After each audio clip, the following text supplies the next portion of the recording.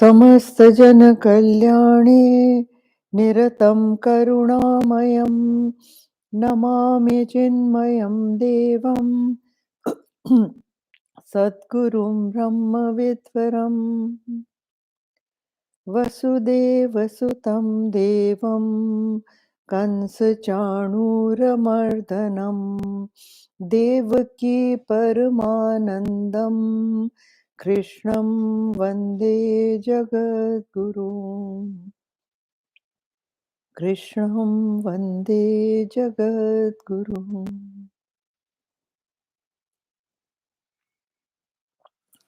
Okay, so verse 21st now. कार्यकारणकर्तृत्वे हेतु हेतु प्रकृतिरुच्यते पुरुष सुख दुःखानां भोक्तृत्वे हेतुरुच्यते. In the production of the effect and the cause, Prakriti is said to be the cause, and in the experiences of pleasure and pain, Purusha is said to be the cause. Now, yesterday I had told you that the difference between Purusha and what you would call Paramatma, or you would say Brahma, is that of the sun and the sunlight. Okay. Now here he talks of Prakriti and Purusha. Prakriti, he says, is the cause and effect of all that you see. Carefully, all matter is governed by Prakriti, caused by Prakriti, destroyed by Prakriti, and recreated again by Prakriti. So, matter is dull, insentient, and it is enlivened by Purusha. Purusha is the reflection of the Brahma in the Chitta. So, this is what it is. Now, in the production of cause and effect, ye dekho, very categorically, the scientists of yore, I would call them our rishis, have very clearly classified and dissected what Prakriti is. And they say that it consists of 13 parts. Now, it's very easy to remember also. First 5 are the elements. You know, elements to sabko pata hai. You know, fire, air, water, earth, space, that kind. So 5 elements plus the 5 sense organs. The 5 sense organs with which you interact in the world outside, and then plus 3. So 5 plus 5 plus 3 equal to 13. And 13 is Man, Buddhi, Ahankar. The last 3 are Man, Buddhi, and Ahankar. So 5 elements, 5 sense organs, and Man, Buddhi, Ahankar. Now, all these comprise of Prakriti. Okay. So now here it is. अच्छा, इसमें मन बुद्धि अहंकार. Now mind and intellect are really the same thing. When it is working as instinctual, it is called the mind. When it is doing decision making, discriminating, analyzing, dissecting, that is called, or taking decisions, that is called the intellect. Okay, so there has to be a mind to which all the senses report. All your senses report to the mind reports to the intellect, and then the ego, all this, when you identify with all this as this is me, that forms the ego. All the sense of I and minus, I-ness and minus, that forms the ego, because you think that all this matter envelopment is me. Whereas the real enlivener of this matter equipment, the one that makes it act, which makes it feel sorrow and pain, as he says over here, see, that in the experience of pleasure and pain, Purusha is said to be the cause. So Purusha is one that is called Purusha, enlivened by Purusha. He brings joy and sorrow within your purview of experience. That is, otherwise, matter cannot experience anything. Matter cannot experience anything. Okay? So, now see, no sense organ can function without reporting to the mind. Mind is actually the controller of all the sense organs. When a doctor wants to operate on you, what does he do? He just deadens the mind. Once the mind is deadened, no sense organ can operate or experience anything. The doctors, when somebody goes into a coma, what do the doctors say? Brain dead. That he is brain dead. Now, brain dead means what? Brain dead means the body is alive, but the person cannot experience anything. So, Purusha, enlivening the mind, makes the sense organs function.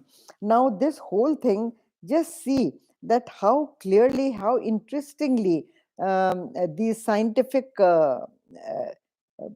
rishis have dissected the entire Prakriti.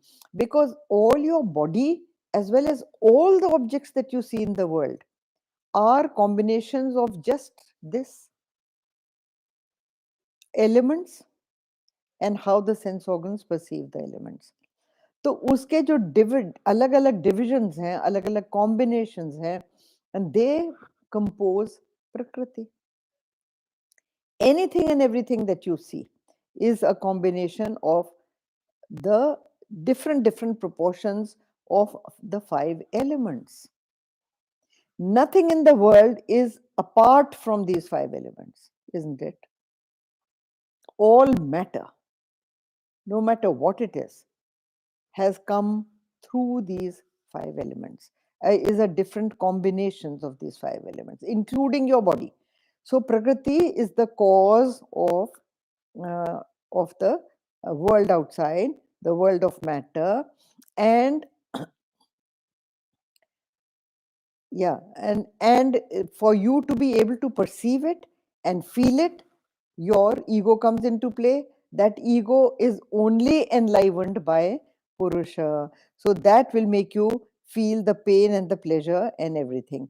So it is only through the grace of Purusha that it is possible that you even feel pleasure and pain. He is the cause of all your experience in the world. Come to the next one.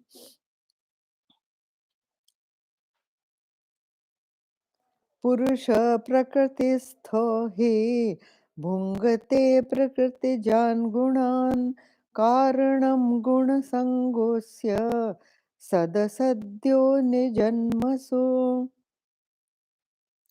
It says Purusha seated in Prakriti. Seated in, ये देखो ये है ना, प्रकृतिस्थः, प्रकृतिस्थः, देखो कूटस्थः, गृहस्थः.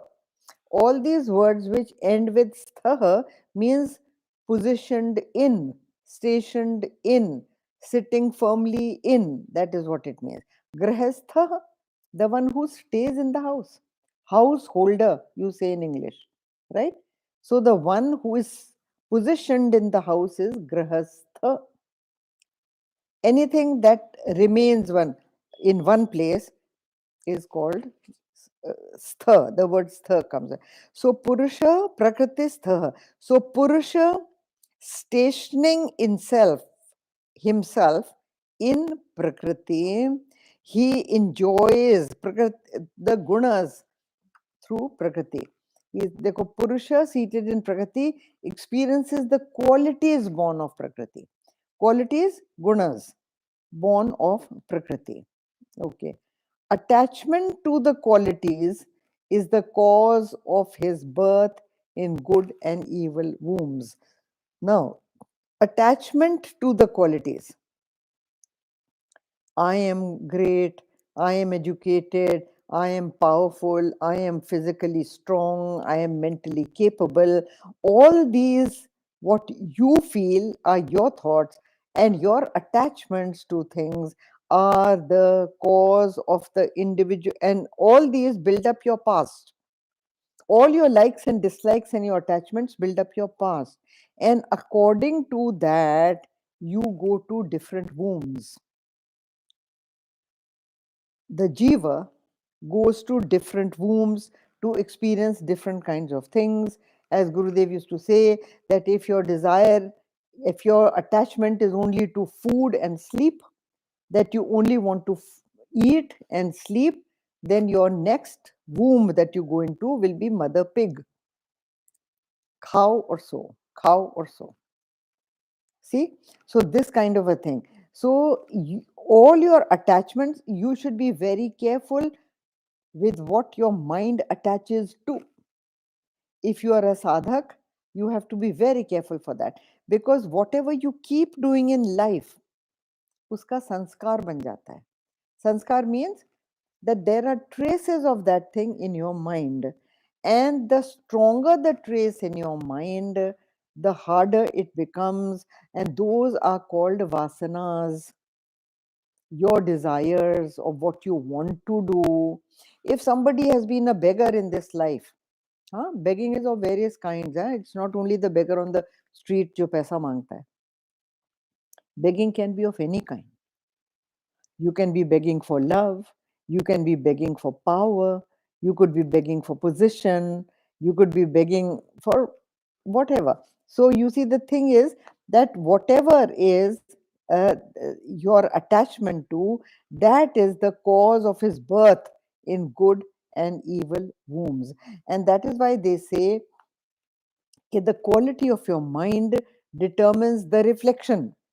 देखो ध्यान से सुनना. The I give you the example of a bucket of water and the sun reflecting in the water. ठीक है ना? Now the quality of the water will condition the reflection. If the water is muddy, the reflection will be muddy. If the water is clear, the reflection will be very bright. If the water is totally dirty with a lot of mud in it, the reflection will be dull. And that is the reason each one of us is different in his thinking. Because जो thought quality है हमारी, वो सबकी फर्क है. So the reflection of the sun being the same in every bucket of water, the reflection is the same. But the quality of the thoughts is what throws up. So the quality of the water will reflect the reflection, whereas the quality of your thoughts, your likes, your dislikes, your attachments will make you the kind of individual you are. The enlivening force being the same. Dekho, if the water is shaky in the bucket, the reflection will shake, isn't it? If there is no filth in the water, the reflection is so bright that it can light up a whole room, isn't it? And the reflection is dull, then you will just see a blob of light somewhere on the wall. That is the reflection. And so that is why you say, and लोग कहते हैं ना, अगर परमात्मा सबके मन में है, तो why aren't we all divine? We are all different. Some are divine, some are sattvic, some are rajasic, some are tamasic, some are so materialistic into the world, some are spiritual, some are noble, some are criminals. Why? When the reflection is the same, the quality of your thoughts is different, and The quality of your thoughts will only reflect what they are. The reflection is conditioned by that. Acha. Then they say, okay, how is it that the Paramatma is in everybody? Little, little, little. As many buckets, so many the reflections. जितने buckets में पानी रखे, the sun is one only. जैसे पर ब्रह्म परमात्मा is one only, but it's reflecting medium. When there are so many reflecting mediums, each medium will reflect according to the quality of its thoughts. So this is how it is. As many reflecting mediums, that many BMIs. BMI, body, mind, and intellect. Okay. Now, your past likes and dislikes and tendencies, be very careful about that. Is the reason for you to be going into conducive fields that Gurudev writes. Conducive fields. What are conducive fields? Whatever you are in the habit of doing and whatever you wish to do, you will get that kind of a surrounding. That is why we say that in this life, if you are doing noble deeds, you will go into a noble womb. If you are used to gambling, then you will go into a situation in your next birth where it will be possible for you to gamble. It will make it easy for you to gamble. Just imagine. I know a family in which the grandfather used to gamble, grand aunts used to gamble, grandmother used to gamble, mother and father used to gamble, and gamble and continuously card parties for hours together. So now when the grandson has become a gambler, they are all worried. And they are thinking, how come? Well, he has come into this home and from the mother's milk, he has learnt gambling only. So how come this child is born here? He is born here because of his past vasanas, because his past thoughts, past karma. He's got that kind of a conducive place where he can learn gambling right from his birth onwards. Where he sees his parents gambling away crores of rupees, gambling away cars, gambling away houses, that kind of a family. Think about it. And then the parents are very worried. Ho, he has done this. Ho, he has done that. Of course he will do. Where else will he go? Because you have taught him. So everyone goes into a conducive field, a proper atmosphere to exhaust his likes and dislikes, whichever are him. He also gets a body and mind like that in his birth. His body and mind will be made that in that fashion. Okay. So he identifies with that field as his own and his own likes and dislikes. And here dekho, avidya and the field that you get condition your life. And whatever it is, ज्ञान बहुत कम लोगों को मिलता है, बहुत कम लोगों को मिलता है. And those who are fortunate enough to find a teacher, they are fortunate enough to get the knowledge, and they are fortunate enough to imbibe vairagya and vivek, discrimination and detachment, which the teacher is teaching to all of them, but some of them imbibe it, some don't imbibe it at all. That is again because of their own mental thinking. There are many people who come to the class just once. They hear everything, they like everything, and they say it was very nice. And the word they use is, I enjoyed it. I enjoyed listening to it. A Vedant class is not to be enjoyed. That's a wrong word. A Vedant class is to be imbibed, assimilated. And there is if the teacher and the student have a rapport, then there is definitely a personality change that takes place in the student if the student is ready for it. The fault is not the teacher is teaching everybody the same. But some students transform and they gain Vivek and Vairagya, the others do not. So it is just like that. Come to the next one. उपद्रष्टा अनुमन्ता उपद्रष्टानुमन्ता च भर्ता भोक्ता महेश्वरः परमात्मेति चाप्युक्तः देहेऽस्मिन् पुरुष पुरः परः. This verse Gurudev used to say is a very important stanza. Gurudev has said, and I have written down in my book, that it's a very important stanza. Read it very, very carefully for those who are really practicing Vedantis, those who practice spirituality, those who are desirous of evolving, those who see the purpose of this knowledge, that what it can do, those who can see the magical transformation that this knowledge can bring about. For those, this verse is very important. He used to call it the backbone of the 13th chapter. This particular verse, Gurudev used to say, is the backbone of the 13th chapter, and and wherever there seems to be a contradiction, the teacher, and when you cannot understand what this verse is saying, because it is saying 5-6 different names it takes of Parabrahma. Okay? Now, when it takes these 5-6 different names, the student can wonder, is he this, or is he this, or is he this? Dekho, even you have so many different names, isn't it? You are called something else by your mother. You are called by a different name by your father, different name by your brother, sisters. You are called by a different name in amongst your friends, and you are called differently in society, isn't it? Now see the word Siddhartha. Okay.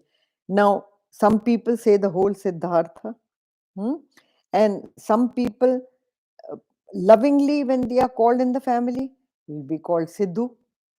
And when you are in America, you will be called Sid. They always shorten it, so they will call you Sid. Now, Sid is hardly Siddharth, being a very beautiful name, the full form. In America, every name is shortened as if they are lazy enough to call the full name. Subramaniam will become Su. And in North India, he'll become Subbu. So, this kind of a thing. So, anyway, what I'm trying to tell you is that you are called by different names also, you yourself. So, here there are different names of the Paramatma given, of the Parabrahma given for his different functions, how he functions differently than he is given. So, somebody will, like even in our mission, somebody is a brahmachari, somebody is a sevak, somebody is a sannyasi, somebody is a student. All those things are there or not? So like that. So here it is.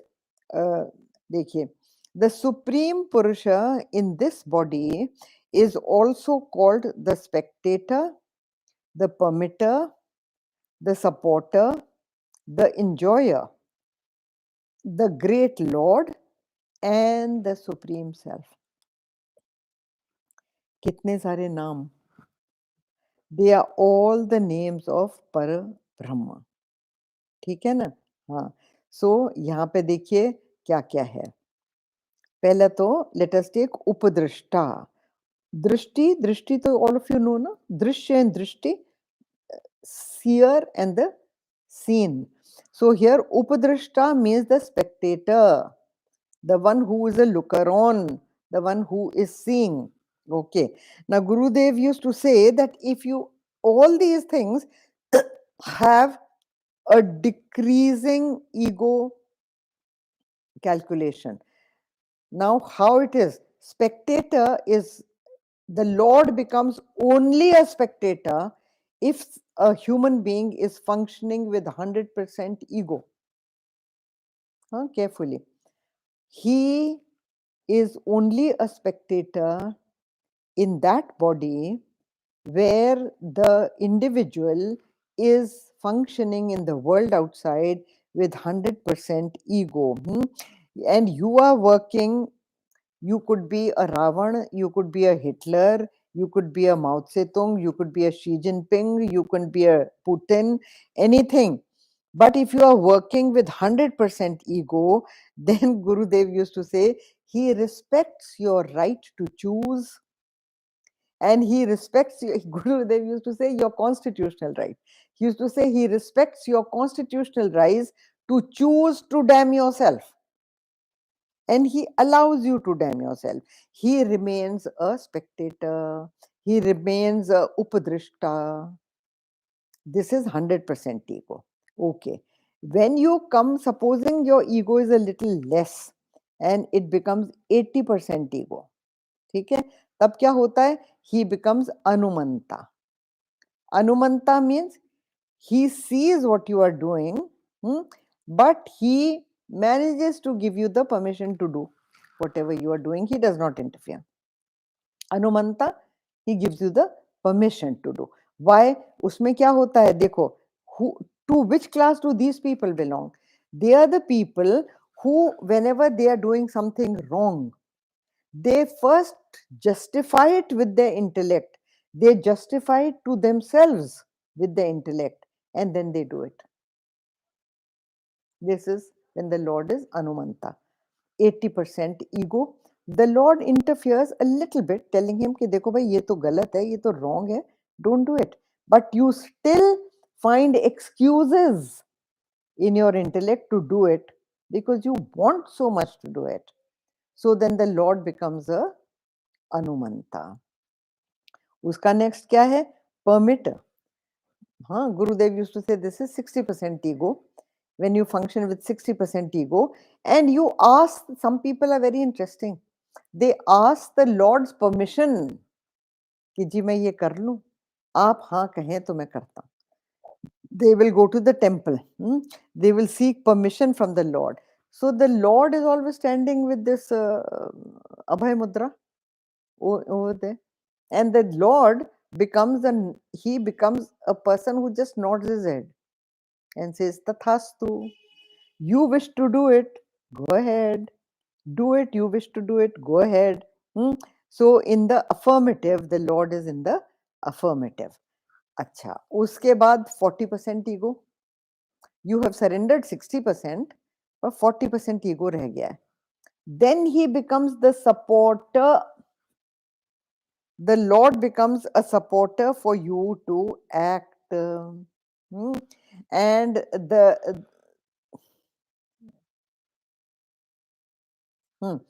he becomes a supporter for you to act. This is called what? Bharta.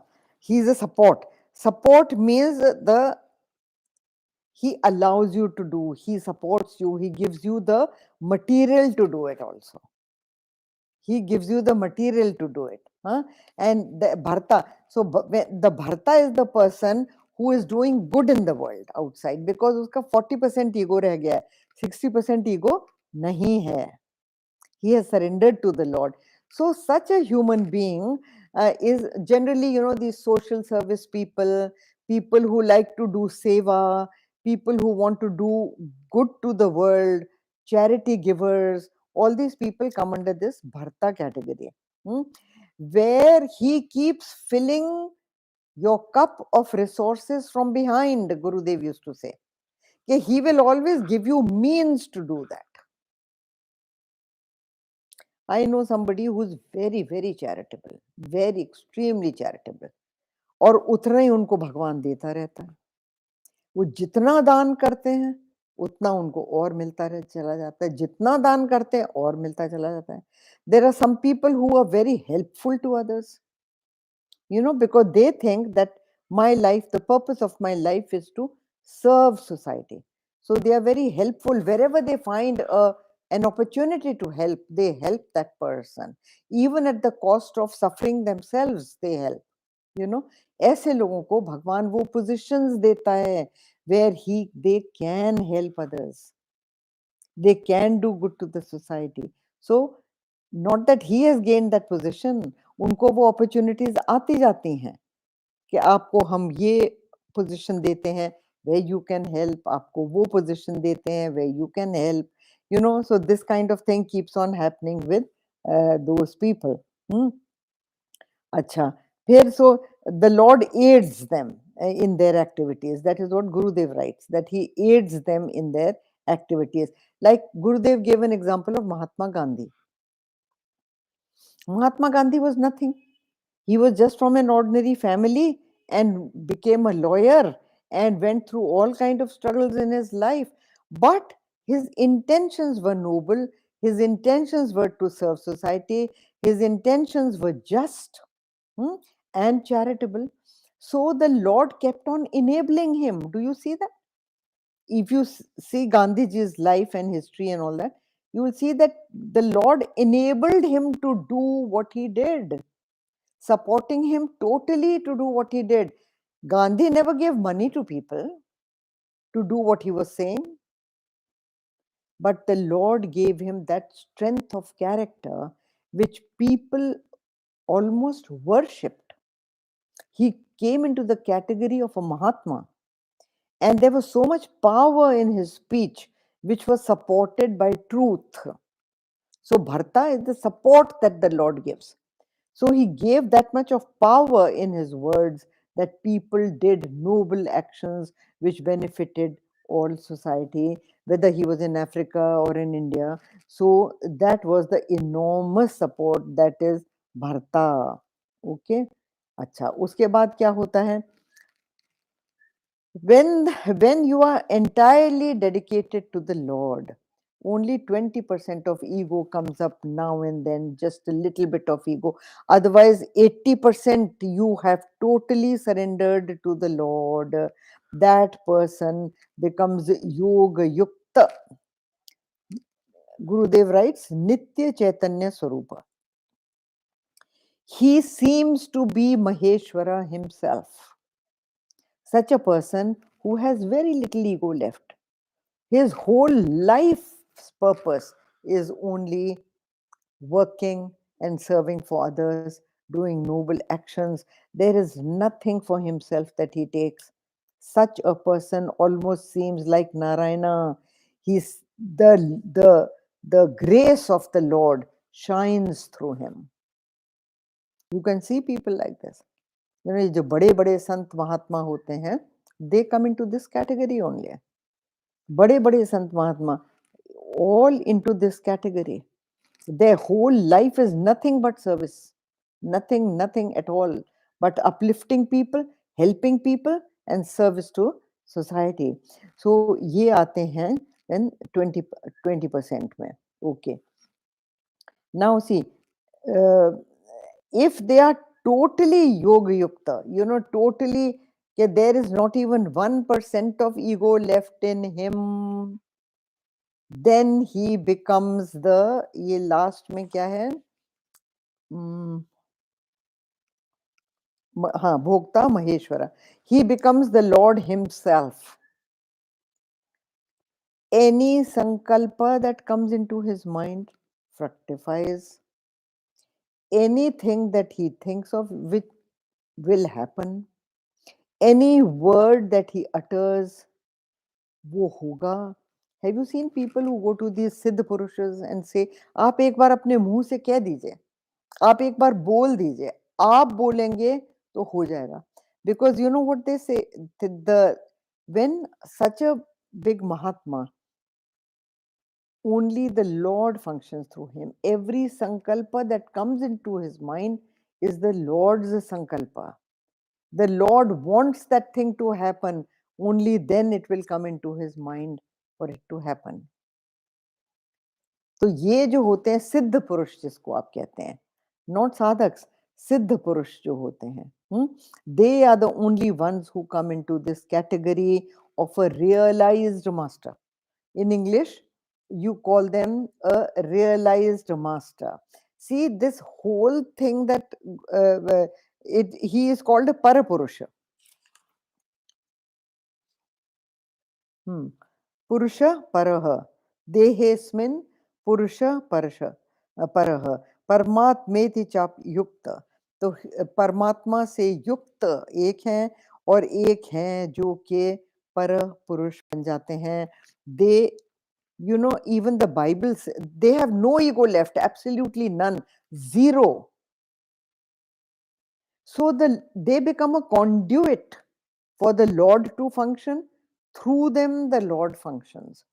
See, even in the Bible, it is said, you have to die to live. What does it mean? Who dies and who lives? It seems like a contradiction, isn't it? But the scriptures always use contradiction, as I have told you, to bring home the truth. It is an interesting style to bring the truth to the people. You have to die to live. Who has to die? The ego has to die. The jiva bhava has to die. The I-ness and my-ness has to die. Only then can you live fully.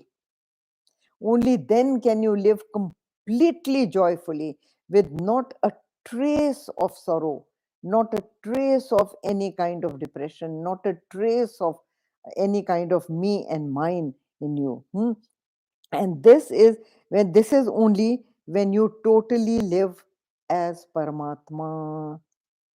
All these great masters, Ramakrishna, Vivekananda, Ramana Maharishi, so many you have heard of, our own Swami Chinmayananda, Swami Shivananda, Swami Chidananda.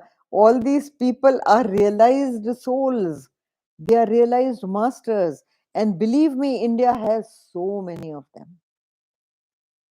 Still, even today. And when you near such a master, they say, how do you guess? Many people used to ask Gurudev, how do you find whether this person is realized or not? So Gurudev used to say, he doesn't grow horns. A realized master does not grow horns. He looks like you, he talks like you, he eats and sleeps like you, he jokes, and everything that you do, he is doing. You will never get to know, looking at him, that he is a realized master. But believe me, you get to know. When you near these souls, they kind of radiate a Wi-Fi field around them, which is a Wi-Fi field of very, very positive energy. So as you near them, your mind becomes shant bilkul. There is so much of peace that descends on your soul. There is a joy that floods your soul. And all the time you are happy. Nobody can be sad near such a master. It is a fact. I have met many of them, lived with many of them, had the good fortune. Bhagwan ki kripa thi. Some of them used to stay with us a lot in our house, even Swami Chinmayananda. So when they are in your house or when they are with you, you are uplifted. You are yourself uplifted despite yourself, despite your wicked thoughts, despite all kind of idiotic things that come into your mind. You are uplifted to a very, very different level. It is because of their power, not because of your own. Don't think कि मैं तो बहुत ऊंचा पहुंच गया. We used to all feel with Swami Chinmayanand. We used to all feel. So many people have told me that I am going to realize. I think I am going to realize. I am on the verge of realization. How did you reach there? It was Gurudev's power. It was Swami Chinmayanand's power. They uplift you so much that you become almost at the door. You are ready to knock at the door almost. And that is because of their power. But since we do not have the sustaining power, so once you are not in their presence, you come back to your original self. You have to, the Geeta says, you have to lift yourself by yourself. So this verse really, this whole verse is only telling you how from 100% ego you come to zero ego by practice, slowly by surrender to the Lord, by asking for His help to lift you. You really truly, only for some time can you manage your mind. After that you cannot. It is only prayer to him that will help you lift your mind. So a seeker goes through many, many stages, and all these stages are listed over here. आप देखिए ये सारी stages, तो इस verse को ध्यान से पढ़ना, read it again and again, and read it again and again till you become Maheshwara. Okay, so that much for today, and we'll do verse 24 next time. Om Purnamada Purnamidam Purnat Purnamadachyate Purnasya Purnamevaya Purnameva Vashishyate. Om Shanti Shanti Shanti. Hari Om. Shri Gurabhyo Namaha. Hari Om.